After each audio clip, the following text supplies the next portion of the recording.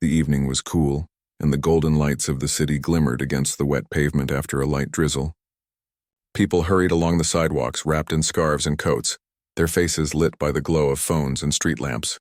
Among them walked an old man with slow, careful steps. His back was slightly bent and his clothes were worn yet clean.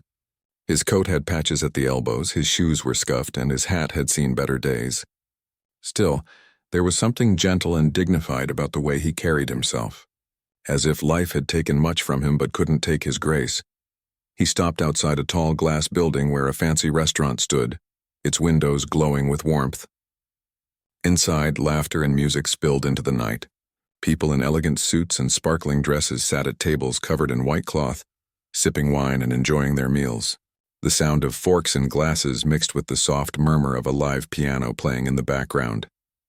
The old man looked through the window for a moment, his reflection faint beside the brightness inside. His stomach tightened. He hadn't eaten a real meal in 2 days, only some bread he'd saved from a bakery that morning. His hands, rough and thin, trembled slightly as he rubbed them together for warmth. He could smell roasted meat, butter, and coffee drifting from the doorway each time someone walked in or out. It made him both hungry and nervous. He took a deep breath and stepped forward. The doorman looked him up and down with surprise, his eyes narrowing slightly. "Can I help you, sir?" he asked politely, though the tone carried doubt. The old man gave a small smile. I'm sorry to bother you," he said softly. "I was wondering if I could speak to the manager. I'd like to ask if I could perform here, in exchange for a meal." The doorman blinked, unsure if he'd heard correctly. "Perform?" he repeated. "You mean, play music?" The old man nodded. "Yes, just a little. I used to play piano," he said. "If you allow me to play for a few minutes, I don't want money, just a warm meal. That's all." The doorman frowned, glancing toward the dining room where guests chatted happily. "I'm not sure the manager would approve," he said carefully. "This is a very high-end place." "I understand," the old man said. He looked tired but not defeated. There was a kindness in his eyes that made the doorman hesitate. "Just ask him, please. I won't make trouble." After a moment, the doorman sighed and nodded. "Wait here." Inside, the restaurant buzzed with conversation. At one of the corner tables sat a group of wealthy businessmen, their laughter loud, their watches shining under the light. One of them, a man in his late 40s with sharp features and an expensive suit, caught the doorman's attention. His name was Mr. Donovan, a well-known millionaire, owner of several companies and a regular at the restaurant. People treated him with respect, though his manner often carried arrogance. The doorman explained the situation quietly to the manager, who seemed hesitant. "We can't just let anyone off the street play our piano," the manager whispered. "The guests will complain." But before he could turn the old man away, Mr. Donovan overheard them. "What's this about?" he asked, leaning back in his chair with a curious smile. "Someone wants to play?" "Yes, sir," the manager replied quickly. "An older gentleman outside. He says he'll play in exchange for food." The group at Donovan's table chuckled. One man said, "That's a new one. Maybe he thinks he's Mozart." Donovan smirked, his interest growing. "Bring him in," he said, waving a hand. "Let's see what kind of performer we have tonight." The manager hesitated. "Sir, well, not exactly dressed for this place." "Even better," Donovan said. "Could be entertaining." The doorman returned to the entrance. "The manager said you may come in, sir," he told the old man, though his voice carried uncertainty. "Please follow me." When Arthur, for that was the old man's name, stepped inside, the warmth hit him like a soft embrace. He looked around, his eyes shining with a quiet wonder. Everything was polished, glowing. Crystal glasses, silver cutlery, the faint scent of roses on the tables. Yet he felt the weight of dozens of eyes on him as conversation slowed. Some guests frowned. Others whispered, "Who let him in?" Someone murmured, "He must be lost," another said. Arthur heard the whispers but pretended not to. He kept his gaze low and followed the doorman to the piano near the center of the room. It was a magnificent instrument, a glossy black grand piano under a soft spotlight. For a moment he simply looked at it, his expression unreadable. He hadn't touched such a fine instrument in years. From across the room, Donovan leaned back, amused. "So, old man," he called out, "you're going to play for your supper, huh?" Arthur turned slightly, his face calm. "Yes, sir," he said softly. "If you don't mind." The millionaire chuckled. "Well then, impress us. If it's good, I'll buy you a full dinner. But if it's bad, he gestured toward the door with a mocking smile. You might have to find another place to perform. Laughter rippled through the room. Even some waiters exchanged uncertain looks. Arthur simply nodded. Fair enough, he said. His voice was humble, but his eyes held something else. A quiet strength, perhaps a trace of pride once forgotten. He removed his old hat and set it gently on the floor beside the piano bench. His hands hovered above the keys for a moment. They were thin and marked by time yet steady. The room grew quiet, curiosity replacing laughter. A few guests leaned forward. Arthur took a deep breath. For a second he closed his eyes and memories rushed through him. Concert halls, bright lights, the sound of applause. He remembered his wife smiling from the front row, the years of teaching, the nights when music was his only friend. All of it had faded long ago, but the music had never left him. He pressed a single key. The note rang clear and soft. Then another and another, slow, gentle, almost like a whisper. The sound filled the room, wrapping around every corner. Conversation stopped. Forks paused in midair. The melody began to grow, tender and full of life, flowing from his fingertips like water. It wasn't loud or showy, but it had soul. The kind of music that reaches inside and touches something deep. Arthur swayed slightly as he played, his face calm, lost in memory. To him it was not a restaurant full of strangers. It was a place where music still lived, where his heart could still speak. The waiters stood still, forgetting their trays. A young woman at one table covered her mouth as tears welled in her eyes. Even Mr. Donovan, who had started this as a joke, leaned forward, his smirk fading. The melody spoke of time, loss, and beauty, of someone who had loved and lost but never stopped creating. When Arthur finally lifted his hands from the keys, the last note hung in the air for a moment before fading into silence. For a few seconds, no one moved. Then came the sound of gentle clapping, hesitant at first, then stronger. The entire restaurant broke into applause. Arthur smiled faintly and nodded, his eyes glistening. He didn't bow or speak. He simply sat quietly as the room echoed with the sound of hands meeting in respect. When it finally quieted down, Mr. Donovan rose from his seat, still staring at the old man as if seeing him for the first time. The old man stood, placed his hat back on, and whispered, "Thank you for listening." He didn't expect money, only kindness. But before he could turn to leave, a waiter approached with a tray, a full meal, steaming and fragrant. Donovan gestured toward him. "Sit down, old man," he said, his tone different now. "You've earned it." Arthur hesitated, then smiled softly. "Thank you," he said. "That's very kind of you." As he sat and began to eat, the room slowly returned to life, though the air felt different. Guests spoke in softer voices now, glancing toward the piano where a moment ago something special had happened. The laughter that followed wasn't cruel anymore. It was warm, gentle, almost reverent. Outside, the rain began again, tapping lightly against the windows. But inside, the restaurant felt brighter, as if the music had left behind a quiet light in everyone's heart. And for the first time in many years, Arthur didn't feel invisible. He didn't feel like a burden or a forgotten man. He was once again what he had always been, a musician, a storyteller, and a soul who had something beautiful to give. The night after the old man played the piano, people couldn't stop talking about him. Some said they had never heard such emotion in their lives. Others wondered who he was, where he came from, and how someone so old and quiet could move an entire restaurant to silence. Even the waiters kept whispering about him the next morning when they came to work. They said his music made them feel something they hadn't felt in years. Peace, maybe, or a kind of sadness that still felt beautiful. Mr. Donovan, the man who had first laughed at him, sat in his office that morning with a strange feeling he couldn't shake. He was used to forgetting things quickly, meetings, deals, faces. But that music had stayed with him. Every time he closed his eyes, he could still hear it. It had touched something deep inside him that money and power never could. He remembered how he had mocked the old man, treating him like a joke. At first he had felt proud of his cleverness, proud that he had made everyone laugh. But now that memory made him uncomfortable. The laughter he had enjoyed last night now sounded cruel in his mind. As the day went on, he kept thinking about the pianist, His wrinkled hands, his calm smile, his quiet dignity. Who was he? Donovan muttered to himself.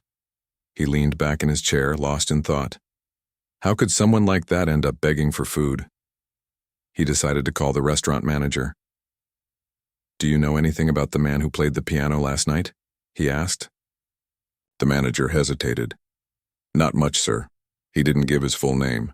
He only said his name was Arthur, and that he used to play the piano for a living. Did anyone see where he went? No, sir, the manager replied. After he finished eating, he thanked us and left quietly. He didn't even take the extra food the chef offered him. Donovan frowned. He didn't know why, but he felt a strange need to find the man. He had met hundreds of people in his life, investors, artists, politicians, but none had left him feeling this way. Something about that performance had broken through his pride, his habit of judging others. Meanwhile, Arthur walked through the city streets with his old coat buttoned tight against the wind. The rain had stopped, but the cold still lingered. He carried a small paper bag with a bit of bread and fruit the restaurant staff had slipped him before he left. He didn't expect them to, but he was grateful. He walked past tall buildings, busy shops, and noisy cars, feeling invisible once again. Yet his heart felt lighter than it had in years. For a brief moment last night he had been seen. People had listened to his music not out of pity but out of genuine admiration. It had reminded him who he used to be. He stopped by a small park and sat on a bench under a tree. Children ran past laughing, their parents calling after them. He smiled faintly, remembering his own daughter when she was that age. He had not seen her in many years. Life had pulled them apart after tragedy struck, and he never found the strength to face her again. But last night as he played, he had thought of her, of how she used to sit beside him, her little hands pressing the wrong notes and giggling every time. He sighed softly, pulling his thin coat closer. I hope she's doing well, he whispered. That evening, Donovan decided to go back to the restaurant. He asked the manager if the old man had returned. He hadn't, so Donovan left his business card with a note. If the pianist ever comes back, tell him I want to meet him. Tell him I owe him more than dinner. The next few days passed quietly. Arthur spent his time moving between parks, small churches, and community centers, where he sometimes played an old piano if they allowed him. He didn't ask for money, only a place to sit and play for a while. People who stopped to listen often dropped coins in his hat, though he never asked for them. He played not for fame, not for wealth, only because music was the one thing that still made him feel alive. But fate has a strange way of bringing people together again. One afternoon, as Donovan was walking out of a business meeting downtown, he heard a familiar melody drifting through the street. It came from a corner near a small cafe. He followed the sound, weaving through the crowd until he saw him, the same old man, sitting on a small stool beside a battered upright piano someone had placed outside the cafe for street performers. Arthur's fingers moved gracefully over the keys, though the piano was slightly out of tune. Yet somehow it still sounded magical. The crowd around him was small, a few people with coffee cups, a young couple holding hands, a child clapping offbeat. But they were all watching him with quiet admiration. Donovan stopped, feeling the same chill he'd felt that first night. The sound was softer here, simpler, but it carried the same feeling. Honest, raw, and beautiful. When the song ended, the crowd clapped. Arthur smiled, nodded, and began packing his small things. That's when Donovan stepped forward. "Excuse me," he said gently. Arthur turned, surprised. His eyes squinted for a moment before recognition dawned. "Ah," he said with a faint smile. "You're the gentleman from the restaurant." Donovan nodded. "Yes, I've been looking for you." Arthur tilted his head. "Looking for me? Why?" "Because I owe you an apology," Donovan said quietly. "And perhaps a thank you." Arthur chuckled softly, a sound warm and kind. "There's no need for that, sir. You were kind enough to let me play. I was the one who asked for the chance." "But I mocked you," Donovan said. "I treated you like a joke, and you still gave us something beautiful. That's not something I can forget." Arthur's eyes softened. People forget kindness and cruelty both, sir. What matters is that you listened. That's enough. Donovan hesitated. Please let me buy you dinner again. Properly this time. No audience, no conditions, just dinner. Arthur studied him for a moment. He saw sincerity in the man's eyes and nodded slowly. All right, he said. But only if we can talk about music instead of money. That evening they sat in a quiet diner, not the fancy restaurant from before.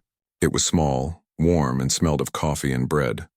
Arthur ordered soup and bread while Donovan had tea.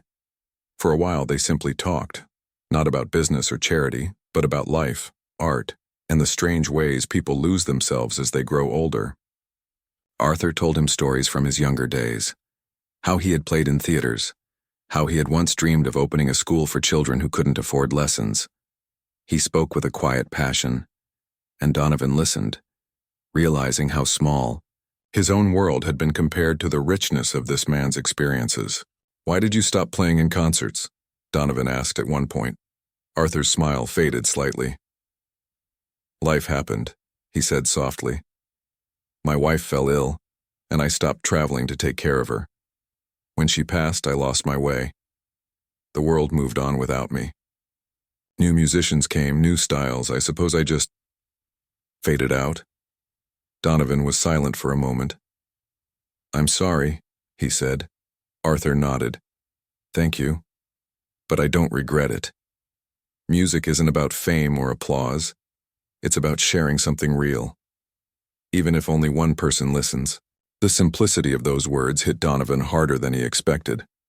For years, his life had revolved around success, numbers, profits, achievements. But here was a man who had lost almost everything and still found meaning in giving what little he had left. When they finished eating, Donovan reached for his wallet, but Arthur stopped him. No, he said gently. You paid for dinner once already, remember? I played for it. Donovan smiled faintly. Then let me make it up to you another way, he said.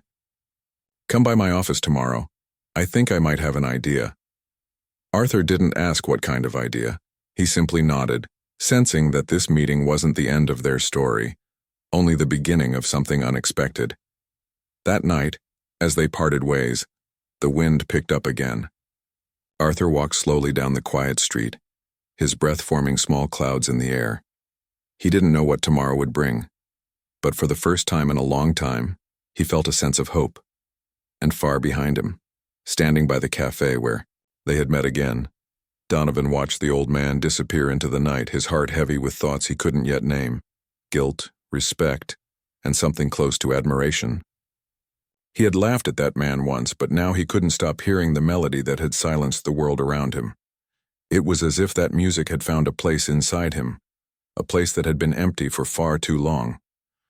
The next morning came with a thin layer of fog rolling over the streets, making the city look soft and dreamlike. Arthur woke up early, as he always did. He had slept in a small shelter the night before on a bed that creaked and smelled faintly of dust and soap. It wasn't much, but it was warm, and he was thankful for it. He sat for a while, holding a cup of weak tea that one of the volunteers had handed him, thinking about what Mr. Donovan had said the previous evening. He still couldn't quite understand why the rich man wanted to see him again. Most people said kind things in the moment and then forgot by morning, but something in Donovan's eyes last night had looked real. Not pity, but respect. Arthur had seen that look only a few times in his life, mostly from people who understood music deeply. Still, he didn't want to expect too much. He had learned long ago that expecting too much only led to disappointment. By 10 o'clock, he had walked halfway across the city. His old shoes rubbed against his heels, and his hands felt cold even inside his coat pockets. He stopped near a cafe window, checked his reflection, and adjusted his hat. Don't look too nervous, he muttered to himself with a small smile. When he finally reached the tall glass building where Donovan's office was, he paused outside for a moment. People in suits hurried past him, holding briefcases and phones, their faces busy and serious. He took a deep breath and entered. At the reception desk, a young woman looked up and blinked in surprise. Arthur's clothes, though clean, stood out in a place where everyone looked polished. Can I help you, sir? She asked politely. Yes, he said gently. I'm here to see Mr. Donovan. He asked me to come. She frowned slightly, uncertain, until she checked her computer. Oh yes, she said after a moment. Mr. Donovan told me to expect you. Please have a seat. He'll be right with you. Arthur nodded and sat down on a leather chair near the glass wall. From there he could see the city spread out below him. Cars, buses, people like tiny dots moving in all directions. It felt strange to be here, in this world of money and power after so many years of drifting through quieter corners of the city. A few minutes later, the office door opened and Donovan appeared. He looked different from the night at the restaurant, no fancy suit, no crowd around him. Just a plain shirt, sleeves rolled up, and a genuine smile on his face. Arthur, he said warmly. I'm glad you came. Arthur stood and shook his hand. Thank you for inviting me, sir. Please call me Donovan, he said. Come in, let's talk. Inside the office was large but not cold. There were paintings on the walls, and near the window stood a grand piano, shining under the morning light. Arthur's eyes widened slightly when he saw it. You play? He asked. Donovan nodded. A little. My mother taught me when I was a boy, but I never kept up with it. That piano mostly sits there as decoration now. Arthur walked toward it slowly, his fingertips brushing across the lid as if greeting an old friend. It's beautiful, he said softly. Donovan smiled and gestured for him to sit. I've been thinking a lot since the night I met you, he said. That music you played, it did something to me. I realized I've been chasing things that don't really matter. I want to do something meaningful, something that lasts. Arthur listened quietly. He didn't interrupt. He simply nodded. I thought maybe you could help me, Donovan continued. I want to start a small music foundation. Something for people who can't afford lessons or instruments. Children, maybe. I have the resources, but not the experience. You have that. Would you consider helping me build it? Arthur looked at him, speechless for a moment. You want me to help? He asked softly. Yes, Donovan said firmly. You have more knowledge in your hands than most schools have in their classrooms. You could teach others what you know. You could bring music to people who would never get the chance otherwise. Arthur felt his throat tighten. He looked down at his wrinkled hands. I haven't taught in years, he said quietly. I don't even know if I remember how. Donovan leaned forward. You remember? I saw it when you played. It's still there. It never left you. For a long moment, Arthur didn't speak. The offer was too generous, too unexpected. Part of him wanted to say yes immediately, but another part was afraid. He had spent years living simply, unseen, safe in his small world. To return to teaching, to face people again, and it frightened him. But then he thought of the children in the park laughing and running past him every day. He thought of the way people's faces changed when they heard his music. Maybe, he thought, this was what he was meant to do after all. He smiled slowly. If you truly believe I can help, then yes, he said. I'll do it. Donovan's face lit up. Wonderful, he said. We'll start small and a few students at first. I'll take care of the space and the instruments. You just need to do what you do best. Arthur nodded, still trying to take it all in. For the first time in many years, he felt a sense of purpose again. Over the next few weeks, things began to move quickly. Donovan used one of his unused office buildings, an old, quiet one near the river, and turned it into a music center. Volunteers helped repaint the walls, set up chairs, and bring in instruments. Donovan handled the business side, while Arthur spent hours tuning the pianos and organizing the classroom. The first day they opened, only 3 students came, 2 children and a young woman who had saved for months to afford lessons. Arthur welcomed them warmly. His hands trembled slightly as he sat at the piano in front of them. But when he began to play, all the nervousness disappeared. He taught them how to listen before touching the keys. Music, he said softly, is not about showing off.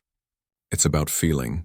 If you can make one person close their eyes and forget their worries, even for a moment, you've done something beautiful. As the weeks passed, more students joined. Word spread about the small school by the river, run by an old man with a gentle voice and deep love for music. Local newspapers wrote short pieces about him. People donated instruments. Donovan often visited, watching from the back of the room as Arthur taught. He saw how the children lit up when they learned a new note, how Arthur smiled every time a melody came together. It reminded him of something he hadn't felt since he was young, joy without expectation. One afternoon, after class, Donovan brought in a visitor, a young reporter who wanted to write a story about the school. She sat with Arthur, asking questions about his past. "Do you ever miss performing in big halls?" she asked. Arthur smiled. "No," he said simply. "I've played for kings and for strangers on the street. The difference isn't in the place, it's in the heart. Music sounds the same anywhere if it's honest." The reporter looked moved, and when her article was published, it caught people's attention. Soon, donations poured in, and the small school began to grow faster than anyone expected. Donovan couldn't believe how much had changed. The same man he once mocked was now changing lives. And though Arthur always stayed humble, he could see pride in his eyes every time a student learned something new. One evening, when the students had gone home, Donovan found Arthur sitting at the piano playing softly. The melody was slow and tender, filled with memories. "That's beautiful," Donovan said quietly. Arthur looked up and smiled. "It's a piece I wrote long ago," he said. "For my wife. I stopped playing it after she passed. But I think she'd be happy to hear it again now." Donovan sat beside him. "You've given me a lot to think about," he said. "I used to think success was about what I could buy, but now I think it's about what I can build for others." Arthur nodded. "That's the kind of success that lasts," he said softly. They sat there for a while, the sound of the piano filling the empty room. Outside, the river shimmered under the setting sun. Arthur's fingers moved slowly over the keys, his touch light but full of life. For the first time in a long time, he didn't feel like an old man who had been forgotten by the world. He felt alive, needed and free, and as the music drifted through the open window, people walking by stopped for a moment, listening. None of them knew who was playing, but they didn't need to. The music said everything. The small music school by the river had now been open for several months, and what started as a quiet experiment had grown into something full of life. Every afternoon, laughter, piano notes, and the sound of children's voices floated out through the windows and spread across the street.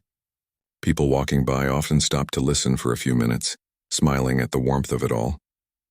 It had become a small corner of peace in the middle of a busy city. Arthur had become the heart of the place. He arrived every morning before anyone else, unlocking the doors, checking the instruments, and preparing his lessons. He never rushed, never raised his voice, and never made anyone feel small. His students adored him, not only because he was kind, but because he believed in them. "Don't be afraid of wrong notes," he often told them. "Every mistake is just a part of the song. You just have to keep going." Many of the children came from families that couldn't afford much. Some of them had never touched a piano before. But under Arthur's gentle guidance, they began to learn, not just music, but confidence. One afternoon, a young boy named Theo sat at the piano, struggling with a simple melody. He kept missing the same key over and over. Frustrated, he slammed his small hand on the keys. "I can't do it," he cried. Arthur walked over and knelt beside him. "You know," he said softly, "I used to get angry too when I couldn't play something right. Once I almost gave up." Theo looked up, surprised. But you're perfect," Arthur smiled. "No one's perfect, my boy. But when you keep trying, you get closer to something beautiful. Close your eyes. Try again. Don't think. Just feel." Theo closed his eyes and played slowly. This time the melody came out smooth and gentle. When he finished, he looked at Arthur with wide eyes. "I did it," he whispered. Arthur patted his shoulder. "See? The music was already inside you. You just needed to listen." Moments like that filled Arthur's days with quiet joy. He never talked much about his past anymore. The students didn't know about the concert halls or the applause he once had. To them, he was simply their teacher, kind, patient, and wise. That was all he wanted to be. Donovan visited often. He had grown close to Arthur, not as a sponsor, but as a friend. Sometimes he brought his teenage son, who was shy and distant. The boy rarely spoke to anyone, always hiding behind his headphones. One day, Arthur invited him to sit at the piano. "I don't know how to play," the boy muttered. "That's all right," Arthur said. "Everyone starts with silence." Reluctantly, the boy sat down. Arthur showed him a few notes, guiding his fingers carefully. Within minutes, the boy began pressing keys on his own, testing sounds. His face softened for the first time in months. When Donovan saw it, he felt something stir in his heart. His son hadn't smiled like that in years. Later that night, he told Arthur, "You've done more for him in 10 minutes than I have in 10 years. Arthur smiled gently. Music has a way of reaching places words can't. Time passed and the school's reputation grew. Local newspapers wrote about it again. More donations came in. Musicians offered to volunteer. Even the mayor came one day to meet Arthur and thank him for what he was doing for the community. But while the world outside saw success, Arthur quietly began to feel the limits of his age. His hands ached more than before, and sometimes he had to pause between lessons to catch his breath. He never complained, though. The students didn't notice at first, but Donovan did.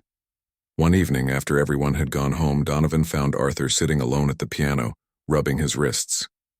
The room was dimly lit, the sound of the river faint through the window. "Your hands bothering you again?"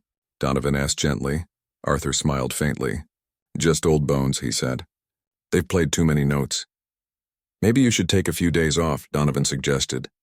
"You've earned it." Arthur shook his head. "If I stop now, I might not start again.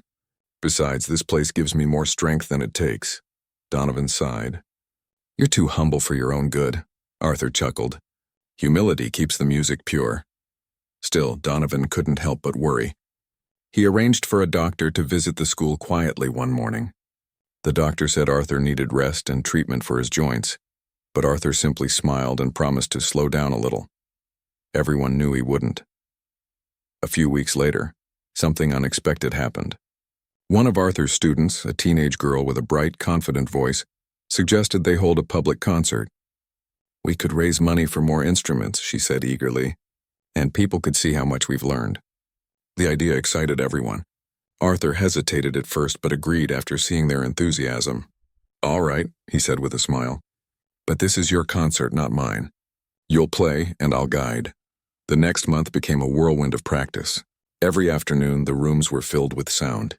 Pianos, violins, even a small choir.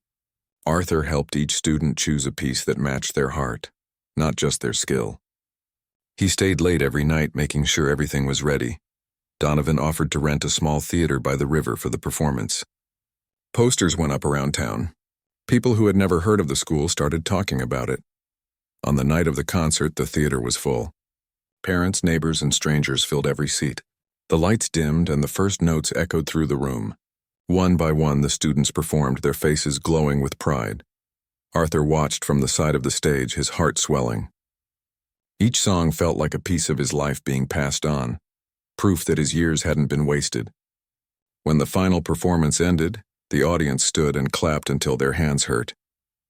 Then one of the students ran to the microphone and said, "We want Mr. Arthur to play for us." The crowd cheered. Arthur shook his head, embarrassed. No, tonight is for you," he said softly. But they insisted, chanting his name until Donovan smiled and whispered, "You can't say no now."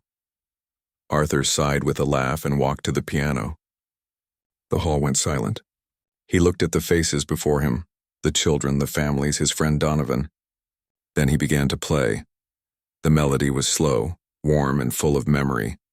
It wasn't a song from any book. It was his story, the struggles, the loneliness, the rediscovery of purpose. Each note seemed to speak directly to the soul. Some people in the audience began to cry quietly. When the final chord faded, there was silence, then a roar of applause that filled the hall. Arthur stood, smiling softly, his eyes shining with tears.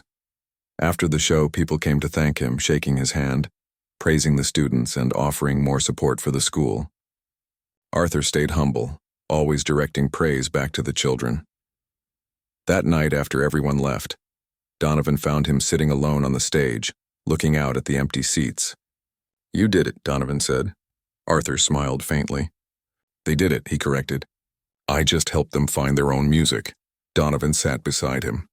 "You know," he said, "when I first met you, I thought I was helping you. But I see now that it's the other way around." Arthur chuckled. "We helped each other, I think." For a moment, they sat quietly, listening to the faint sound of the river outside. The night felt peaceful, almost sacred. "You've built something beautiful here," Donovan said softly, "something that will outlive both of us." Arthur looked around the dark hall, the piano shining faintly under the stage lights. "That's all I ever wanted," he said. "To leave behind something that sings even when I can't." Donovan nodded, moved beyond words. As they left the theater, the air outside was cool and calm. Arthur looked up at the night sky, full of stars. and whispered as if speaking to someone far away, "Thank you for one more song." He didn't know what the next day would bring, but in that moment he felt complete. He had found his place again, not in fame or fortune, but in the hearts of those who would carry his music forward. And as he walked slowly beside Donovan down the quiet street, the city lights reflecting on the water, it seemed that the music still followed them, soft, endless, and full of life. The days after the concert were filled with a warm kind of happiness that stayed in everyone's heart. The performance had touched the whole town. People who had never cared about music were now talking about the little school by the river. Parents wanted to enroll their children. Strangers brought flowers, food, and even old instruments to donate. The school that once had only a few pianos now had shelves filled with sheet music and laughter that never seemed to end. Arthur became a small local hero, though he never called himself that. When people praised him, he would simply smile and say, "It wasn't me. It was the music. It finds people when they need it most." But behind his calm smile, Arthur could feel his strength fading a little each day. The pain in his hands had become constant, and sometimes his vision blurred when he played for too long. Still, he never let the students see it. He continued teaching with the same patience, arriving early and leaving late just like always. One chilly morning, when the fog hung over the river, Arthur arrived to find a group of children waiting outside. They were humming a song he had taught them, their voices soft and cheerful. When they saw him, they ran up and greeted him with hugs. "We made you something," one of the younger students said, holding up a small box wrapped in paper. Arthur smiled, surprised. "For me, what's the occasion?"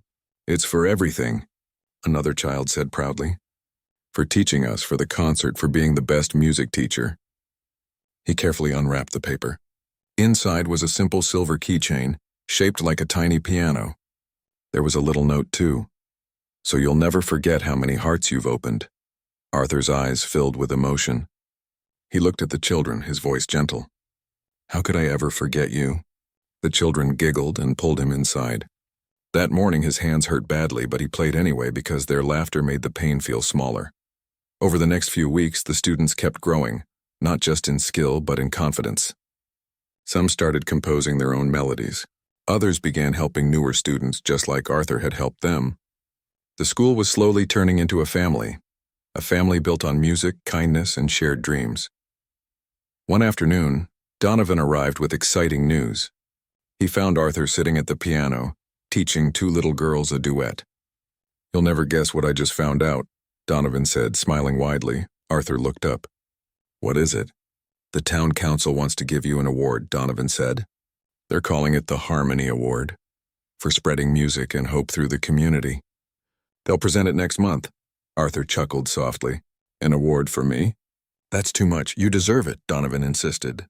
"You've changed so many lives here." Arthur nodded slowly, still modest. "Then it belongs to all of us. Every child here is a part of that harmony." The news spread quickly. The children were thrilled, and they decided to prepare something special for the ceremony.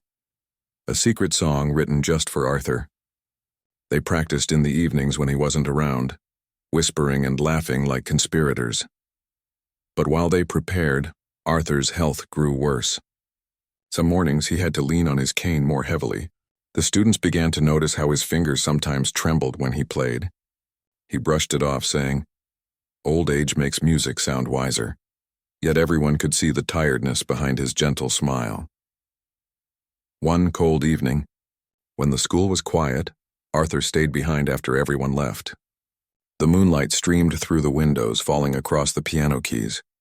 He sat there in silence for a long while, then began to play softly, the same melody he had played at the concert. His hands moved slower now, but the sound was deeper, full of soul. Donovan walked in quietly, watching from the doorway. When Arthur finished, Donovan said, "That piece, it always feels like it's telling a story." Arthur smiled faintly. "It is. It's my way of saying thank you. To the world, to music, to the people who didn't give up on me." Donovan stepped closer. "Promise me you'll take care of yourself. The students need you." Arthur looked at the piano. "They need the music. It will guide them even when I'm gone." Donovan didn't like hearing that. "Don't talk like that," he said softly. Arthur only smiled and changed the subject. Do you remember when I first met you outside that restaurant? You laughed at me, but that laughter led me here. Life has a strange way of turning things around, doesn't it? Donovan lowered his head, embarrassed but grateful. It does, he said quietly, and I'm glad it did. The following week, the children gathered to practice for the ceremony. Arthur wasn't supposed to know, but one of the little ones accidentally hummed the secret melody near him. He pretended not to notice, though his eyes sparkled with curiosity. Then came the night of the award ceremony. The hall was decorated with soft lights, flowers, and banners that read, "Thank you, Maestro Arthur." The entire town seemed to be there, parents, students, even people who had only once stopped by to listen. The mayor stood on stage waiting to call Arthur's name. Backstage, Arthur sat quietly, holding his cane, looking out at the crowd. Donovan stood beside him. "Are you ready?" he asked. Arthur smiled. "I've never been more ready." When his name was announced, the applause was thunderous. Arthur walked slowly to the stage, his steps steady despite his age. The mayor handed him a small golden plaque and said, "You reminded us that music can heal, connect, and inspire. Thank you for making our town a more beautiful place." Arthur accepted it with a humble bow. "Thank you," he said into the microphone, his voice soft but clear. "Music saved me when I had nothing, and now it has given me a family I never expected. I am deeply grateful." Just as he finished, the students rushed on stage. "We have something for you," one of them shouted. The crowd laughed warmly. The children took their places at the pianos and instruments. Then the soft notes of their secret song filled the room. It was beautiful, innocent, full of love and gratitude. The melody blended everything Arthur had taught them, patience, kindness, and heart. As they played, he felt tears roll down his cheeks. Donovan stood beside him, clapping quietly, also moved. When the song ended, the audience rose for a standing ovation. The hall echoed with applause, cheers, and even a few sobs. Arthur stood there overwhelmed, his hand over his heart. After the ceremony, everyone surrounded him, shaking his hand and thanking him. The children hugged him tightly, saying, "We did it for you, teacher." He smiled softly. "No, my dear ones, you did it for music." Later that night, when the celebration was over and the hall grew quiet again, Arthur stayed behind. Donovan came to find him sitting at the piano once more. "You should be home resting," Donovan said. Arthur smiled. "I wanted to play one last song here tonight." He placed his fingers gently on the keys. The sound was tender, peaceful, a lullaby for the world he loved so much. Donovan sat beside him, listening in silence. When the song ended, Arthur looked at the piano for a long moment. "I think," he said softly, "I've finally played every note I needed to play." Donovan looked at him, realizing the deeper meaning behind those words, but he didn't speak. He just placed a hand on Arthur's shoulder and said quietly, "Then let the music rest for tonight." Arthur nodded, smiling faintly. Together they turned off the lights and stepped outside. The river shimmered under the moonlight, and the air carried the faint echo of children's laughter from earlier that day. As they walked away, the sound of the piano seemed to linger behind them, soft, timeless, and full of love. That night the town slept peacefully, unaware that the man who had given them music was slowly fading like the last note of a song. But his melody had already taken root in every heart, and it would go on playing quietly and beautifully for years to come. The morning sun rose softly over the river, its golden light touching the windows of the little music school. The building was quiet, almost peaceful, as if the walls themselves were listening to the silence. Inside, the familiar piano stood, near the window, its keys glinting faintly in the sunlight. For the first time in many years, the music room did not echo with Arthur's voice or the soft hum of a melody. That day, Donovan arrived early. He carried a cup of coffee in his hand, like he always did, expecting to find Arthur already waiting by the piano. But the room was empty. The chair beside the instrument was still pushed out, the sheet music left open on the stand, a melody half finished. Donovan called out softly, "Arthur?" But there was no answer. Something inside him grew still. He checked Arthur's small room at the back of the building. The bed was neatly made, his old coat hung by the door, and on the table lay a folded note. Donovan hesitated before picking it up. The handwriting was shaky, but clear. My dear friend, if you are reading this, it means the time has come for me to rest. Do not be sad. I have lived more than I ever dreamed of. Once I thought my life was over, but then a simple chance, a song, a meal, a kind laugh, brought me back to the world. You gave me friendship, the children gave me purpose, and the music gave me peace. Please tell them that every note they play carries my love. I will still be listening wherever I am. The piano keys may go quiet, but the melody will live on through them. Thank you for giving an old man a reason to smile again. Arthur. Donovan stood there for a long time, his eyes stinging. He didn't cry right away. He just sat on the chair by the window holding the letter tightly, listening to the faint sound of the river outside. When the children arrived later that morning, cheerful and laughing, he had to take a deep breath before telling them the news. The room went silent. A few of the younger ones didn't understand at first. Then one of them whispered, "So, he's gone?" Donovan nodded slowly. "Yes, my dear ones. He's gone peacefully." Tears filled their eyes. Some began to sob quietly. Others stood frozen, not knowing how to react. But Donovan knelt down and said softly, "He wouldn't want us to cry. He would want us to keep playing. That's how we can thank him, by filling this place with music, just like he taught us."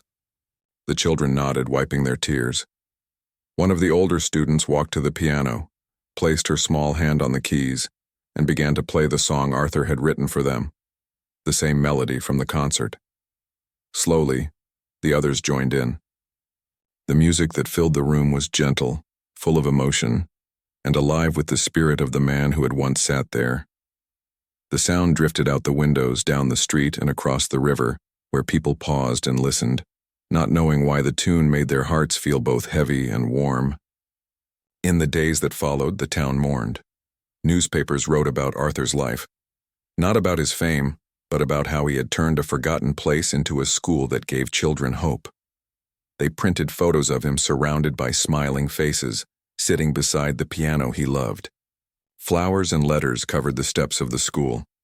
Donovan decided to hold a small memorial in the schoolyard, just for those who knew Arthur personally. The children decorated the space with ribbons, drawings, and paper hearts. They even placed his old cane beside the piano. That evening, as the sun began to set, people gathered quietly. There were no speeches, no grand ceremony, just stories, shared one by one. A little girl said, "He told me never to be afraid of wrong notes, because mistakes make music real." A teenage boy said, "He made me believe I could do something good with my life." A mother whispered, "My daughter found her confidence because of him." Even Donovan, standing quietly among them, finally spoke. His voice trembled. "When I first met him, I thought I was helping a man who had lost everything. But I see now that he was the one who helped me find what really matters. He reminded me that kindness can change a life." The children nodded, their eyes shining with tears and love. When it grew dark, they all joined hands around the piano. Donovan placed Arthur's letter on the music stand, beside a small framed photograph of him smiling. Then the children played one final song, the same melody Arthur had written long ago when he first found peace again. The notes rose softly into the night air, floating up toward the stars. Some people closed their eyes as if they could still see Arthur sitting there, guiding their hands, smiling with that gentle warmth that had once filled every corner of the school. After the gathering ended, the children didn't want to go home right away. They stayed, sitting near the piano, talking quietly about their memories of him, how he used to hum while tuning the keys, how he always carried peppermints in his pocket, how he once said that every piano has a soul. One of the children asked softly, "Who will teach us now?" Donovan smiled faintly. "You will teach each other. That's what he wanted. He left the school to all of you." They looked surprised. "To us?" "Yes," Donovan said. "He asked in his will that this place stays open, not for profit, but for music, for everyone who wants to learn, no matter who they are." And so, The little school by the river continued. Months passed, and though the ache of missing him never fully left, the sound of music returned stronger than ever. The students practiced every day. They taught younger children from the neighborhood, just as Arthur had once taught them. His photo remained on the wall, and the piano he had played on his last night stood in the same spot by the window, always polished, always ready. Donovan visited often. Sometimes he would sit in Arthur's old chair, close his eyes, and listen to the students play. He swore he could still feel Arthur's presence there, calm, patient, full of love. The students began calling the school the Melody Home.